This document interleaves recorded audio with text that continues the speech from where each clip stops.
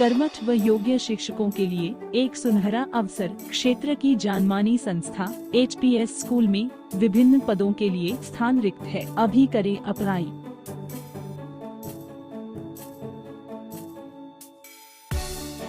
नमस्कार, हरियाणा की सुबह की 10 बड़ी फटाफट खबरों में आपका स्वागत है। एक पहली गुजारिश, यदि आपने चैनल को अभी तक भी सब्सक्राइब नहीं किया तो सब्सक्राइब करें, बेल आइकन दबा दें ताकि हर अपडेट आप तक सबसे पहले पहुंचे। फेसबुक पर है तो हमारे पेज को फॉलो और लाइक जरूर करें। हरियाणा के 4 जिलों में मास्क पहनना हुआ अनिवार्य। कोरोना के बढ़ते मामलों के कारण गुरुग्राम, फरीदाबाद, झज्जर और सोनीपत में फिर से लागू होंगे आदेश। देश में कोरोना की चौथी लहर की आशंका के मद्देनजर हरियाणा सरकार ने 4 जिलों में मास्क पहनना अनिवार्य किया है, जहां पर फरीदाबाद, सोनीपत और झज्जर शामिल हैं। चारों जिले राष्ट्रीय राजधानी के साथ लगते हैं। गुरुग्राम और फरीदाबाद में कोरोना के केस बढ़ रहे हैं। गौरतलब है कि 4 अप्रैल को ही हरियाणा सरकार ने मास्क पहनने की अनिवार्यता को खत्म किया था। अब इसे दोबारा से लागू कर दिया है। इससे पहले मास्क न पहनने पर 500 रुपये जुर्माने का प्रावधान था। खबर गुरुग्राम से है, जहां पर बड़ी लूट हुई है। 1 करोड़ की लूट की घटना को अंजाम दिया गया है। गाड़ी खड़ी कर कलेक्शन का इंतजार कर रहे थे कर्मी। आंखों में मिर्ची झोंक अपराधियों ने कैश वैन को ही लूट लिया। राष्ट्रीय राजधानी क्षेत्र में आने वाले हरियाणा के गुरुग्राम में सोमवार को दिन दिहाड़े बदमाशों ने 1 करोड़ रुपए की नकदी लूट ली। बदमाशों ने सुभाष चौक पर कैश वैन कर्मचारियों की आंखों में मिर्च पाउडर डालकर वारदात को अंजाम दिया है। वारदात के बाद पूरे जिले में हड़कंप मच गया। पुलिस के आला अफसर मौके पर पहुंचे और जांच शुरू की गई है।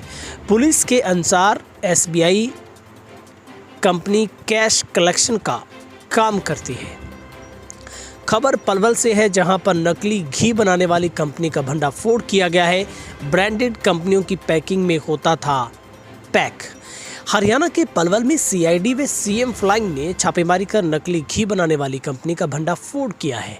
यह कंपनी शहर के धुकड़िया मोहल्ले में चल रही थी। कंपनी में 25 क्विंटल से अधिक डिब्बों में पैक नकली देसी घी व सैकड़ों की संख्या में बड़ी कंपनियों के खाली डिब्बे, पैकिंग की मशीनें सहित अन्य सामान बरामद हुआ है।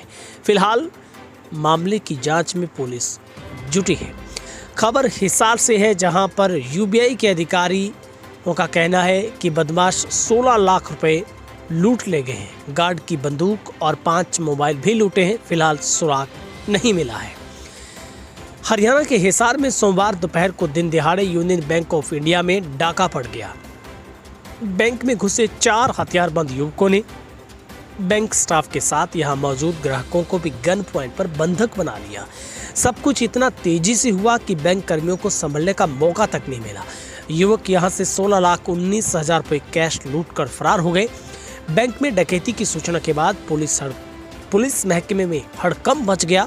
जिले भर में नाकाबंदी की गई। SP लोकेंद्र सिंह भी बैंक पहुंचे और मौके का जायजा लिया गया है। हेल्थ कर्मियों की पुरानी पेंशन बहाली की मांग की गई है। अधीक्षक के पदों पर पदोन्नति होने के बाद रिवर्ट करने पर नाराजगी जताई गई है।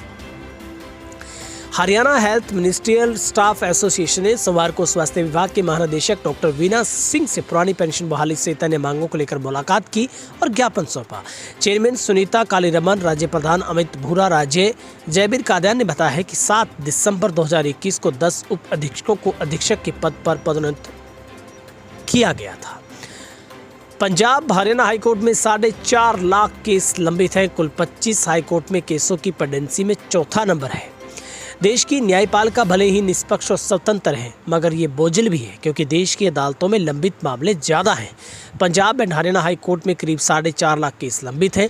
इसके चलते न्याय प्रदान करने और प्राप्त करने में देरी हो रही है। केसों की पेंडेंसी का आंकड़ा भी चिंताजनक है। स्कूलों में फिर से बच्चों को मिलेगा मिड डे मील। कोरोना के बाद घर घर बंट रहा था राशन।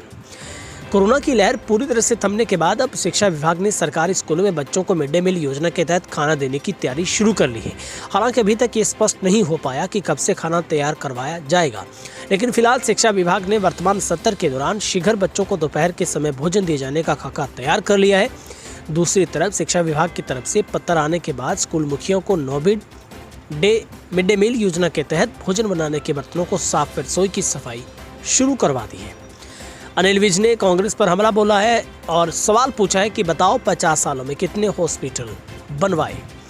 हरियाणा के गृह मंत्री अनिल विज ने कहा है कि राहुल गांधी देश की बदनामी करने में तुले हुए हैं।